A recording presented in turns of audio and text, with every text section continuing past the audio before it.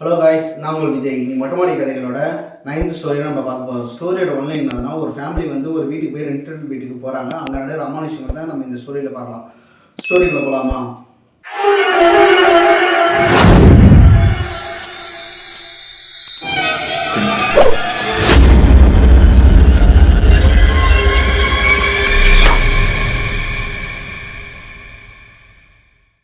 சென்னையில் இருக்க மேடவாக்கம் பகுதியில் உள்ள ஒரு ரெண்டட் வீட்டுக்கு ஒரு ஃபேமிலி வந்து குடி போகிறாங்க. அங்கே எத்தனை பேர் அந்த ஃபேமிலியில்? சரவணனோட சிஸ்டர், சரவணோட ஒய்ஃப், அதுக்கப்புறம் சரவணோட அம்மா அப்பா, அதுக்கப்புறம் சரவணோட சின்ன குழந்தை இருக்குது. சரவணன் ரொட்டீன் என்னன்னா, ஒரு கார்பரேட் கம்பெனிக்கு நம்ம நைட் ஷிஃப்ட்டுக்கு போய்ட்டு வர டே நைட்னு வேலை மாறி வந்துட்டு இருக்கோம். அதில் டே ஷிஃப்ட்டு நைட் ஷிஃப்ட்டு மாறி போயிட்டு இருப்பாங்க. அன்றைக்கி ஒரு நாள் என்ன ஆகுதுன்னா, அவங்க வீட்டில் கரண்ட்டு போயிடுது. சரவணன் வந்து அந்த அவங்க வீட்டு பெட்ரூமில் படுத்துட்டு இருக்காரு. அப்போ திடீர்னு கரண்ட் போகும்போது என்ன பண்ணுறாங்கன்னா, உங்கள் சிஸ்டர் வந்து என்ன பண்ணுறாங்க, அந்த கேண்டில் தேடுறதுக்காக அந்த பெட்ரூம்குள்ளே வராங்க.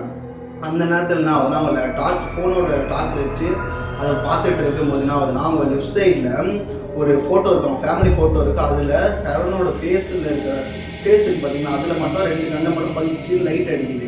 அப்போ அடிக்கும்போது என்ன பண்ணுறாங்கன்னா, ஒரு மாதிரி பயந்துட்டு உடனே சரவணன் எழுப்பலான்னு பார்க்கும்போது அவங்க அண்ணன் அப்படியே எந்த உணர்ச்சியும் இல்லாமல் படுத்துகிட்டே இருக்காது. அந்த அவங்க ஃபோனோட டார்ச் வச்சு அவங்க அண்ணன் கண்ணில் அடிக்கிறாங்க.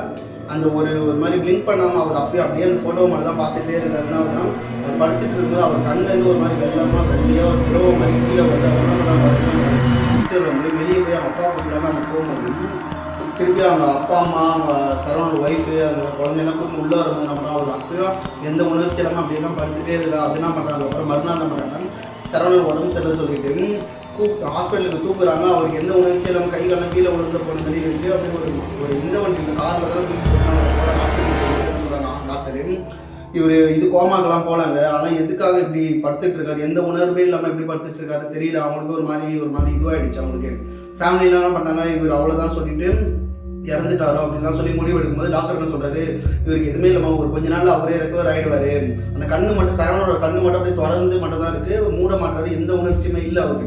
அதுக்கப்புறம் என்ன பண்ணுறாங்க, ஒரு ஆம்புலன்ஸில் அவர் வீட்டுக்கு கூப்பிட்டு வந்துட்டு அவரோட பெட்ரூமில் அவரை படுக்க வச்சாங்க. அப்படியே 4 அளவில் என்ன ஆகுதுன்னா, அந்த வீட்டில் யாருமே நைட்டில் தூங்குறதே, நைட்டில் கூட அந்த டியூப் லைட்டை மட்டும் போட்டுட்டு தான் படுக்கிற மாதிரி. எதுக்குன்னா, அந்த ஒரு ஃபோட்டோ பார்த்தாங்க பார்த்தீங்கன்னா சிஸ்டர் ஃபஸ்ட் டைமு, அந்த ஃபோட்டோவில் எல்லாரும் இதுவும் ஃபோட்டோ மாதிரி தான் இருக்குது. ஆனால் சரவணோட கண்ணு மட்டும் அதில் ஒரு லைட் அடிக்கிற பழிச்சு, நான் ஒரு 2 கண்ணு மட்டும் லைட் அடிக்கிறது பழிச்சுட்டு இருக்கிறதுனால இவங்க என்ன பண்ணா, பயத்துலேயே நைட் டைமில் லைட் போட்டுட்டு தான் தூங்கிட்டு இருக்காங்க. அப்படியே கொஞ்சம் நாள் போயிட்டு இருந்ததுனால ஒரு 2-3 நாள் போகுது.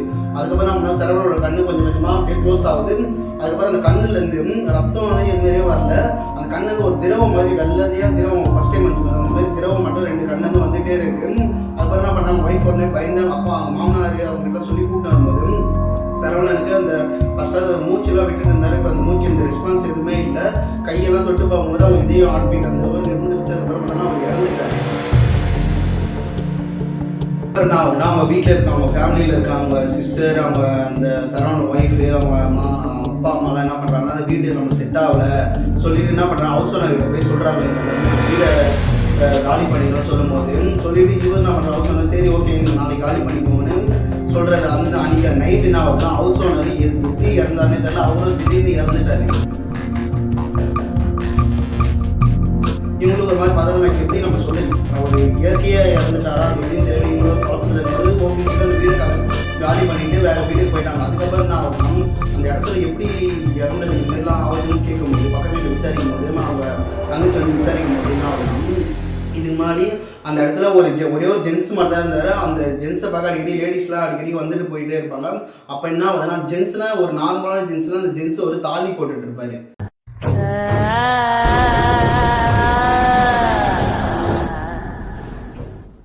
ஒரு நார்மலான ஜென்ஸ்லாம் ஒரு ஜென்ஸ் ஒரு தாலி போட்டுப்பா அடிக்கடி அவரை பார்க்க ஒரு 2-3 லேடிஸ் வரும்போது பக்கத்து வீட்டில் பார்த்துட்டு இருக்காங்க.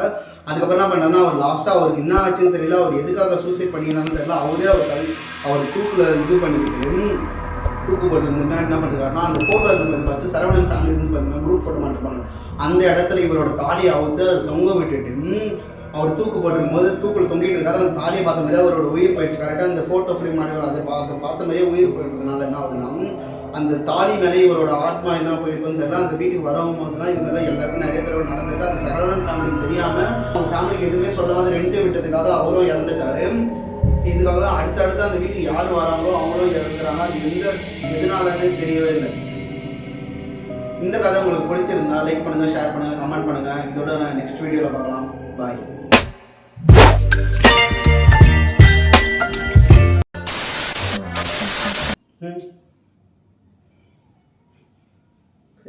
பேரு சமான் அதே சொல்ல ஆரம்பிக்கிறீங்களா ப்ரோ? இங்கே வேற காரணமே இல்லை மலி. சீக்கிரம் நிச்சயக்காடு செய்யுங்க. நிச்சயக்காடு இல்லை, நானே கவனிக்கல. மிர்ச்சி நின்றுருப்பானாலும் ரொம்ப சும்மாடி.